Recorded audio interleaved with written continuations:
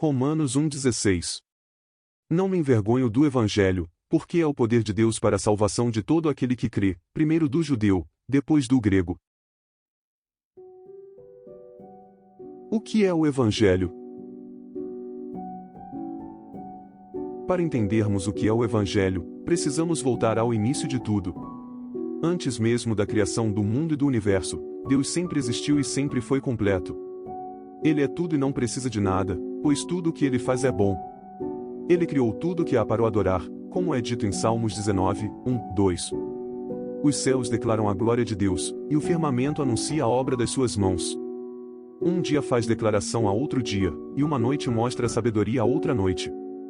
Antes que tudo existisse, ele já sabia de tudo o que viria a existir. Com seu imenso amor, criou a luz, os céus, os mares, todo tipo de planta e, por fim, criou o ser humano à sua imagem e semelhança. Ele o pôs responsável por cuidar da criação. A criação se resume em amor. Nada precisava existir, pois nada faltava.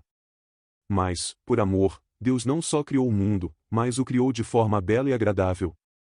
Ele poderia ter feito um mundo completamente cinza e vazio, e sequer saberíamos a diferença. Então, depois de tudo isso, ele pediu apenas uma coisa, que obedecêssemos a uma única ordem: não comer do fruto da árvore que ele proibiu, pois isso significaria a morte. Quanto a isso, podem surgir dúvidas: por que comer do fruto era pecado? E, se comer do fruto causava morte, por que Adão e Eva foram apenas expulsos e não mortos imediatamente? Comer do fruto era pecado porque Deus disse que era, e somente por isso.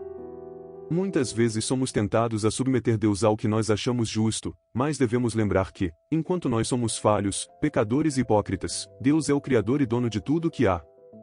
Ele decide o que é justo e o que não é, pois tudo e todos pertencem a Ele e a Ele somente. Se Deus é justo e nunca mente, por que Adão e Eva foram expulsos e não mortos? A resposta é simples: não só o salário do pecado é a morte, como o pecado é a própria morte em si. Deus é a vida, e o pecado afasta o ser humano de Deus. Portanto, quem está no pecado está morto, como a Bíblia diz em Efésios 2, 1. E vos vivificou, estando vós mortos em ofensas e pecados. É extremamente importante entender a gravidade do pecado cometido. Ao enganar a mulher, a serpente disse que, se comessem do fruto, seriam como Deus, conhecendo o bem e o mal. Ou seja, o que a serpente ofereceu foi o poder de decidir por si mesmo o que é certo e o que é errado, ignorando o Criador.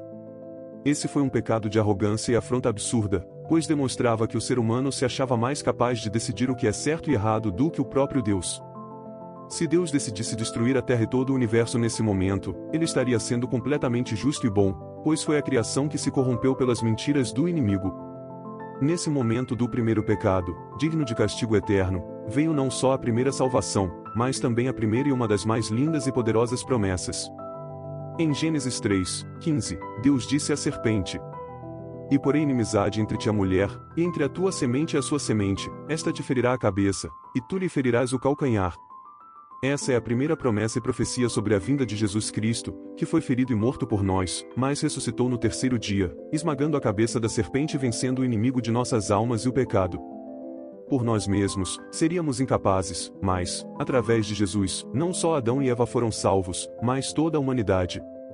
Muitos pensam que, antes, as pessoas eram salvas pelo sacrifício e pela obediência, mas todo aquele que foi salvo pela fé, como a Bíblia diz em Romanos 4, 1, 5. Que diremos, pois, ter alcançado Abraão, nosso pai segundo a carne? Porque, se Abraão foi justificado pelas obras, tem de que se gloriar, mas não diante de Deus. Pois, que diz a Escritura? Creu Abraão a Deus, e isso lhe foi imputado como justiça. Ora, aquele que faz qualquer obra, não lhe é imputado o galardão segundo a graça, mas segundo a dívida. Mas, aquele que não pratica, mas crê naquele que justifica o ímpio, a sua fé lhe é imputada como justiça. É importante lembrar disso: nunca houve um homem sequer salvo por suas obras. Todos, de todos os tipos, tamanhos, raças e idades, sem exceção, eram, são e serão pecadores. Salvos ou não, crentes ou descrentes, todos mereciam o mesmo fim, o inferno. Inclusive eu.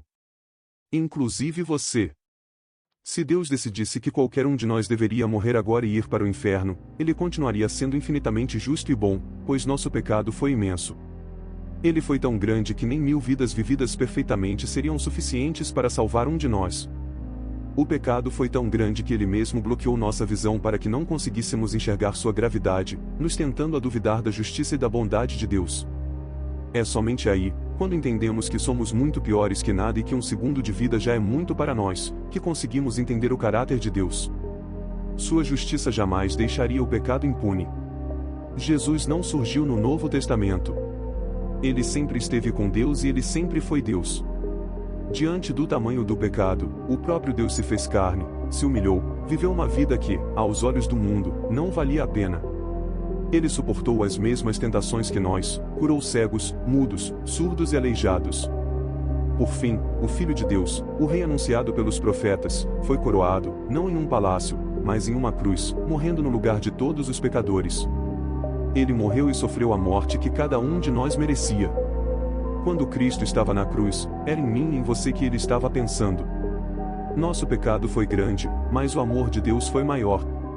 Agora, cabe a cada um de nós espalhar o Evangelho. A palavra Evangelho vem do grego e significa boas novas. Geralmente, essas boas novas significavam a chegada de um novo rei.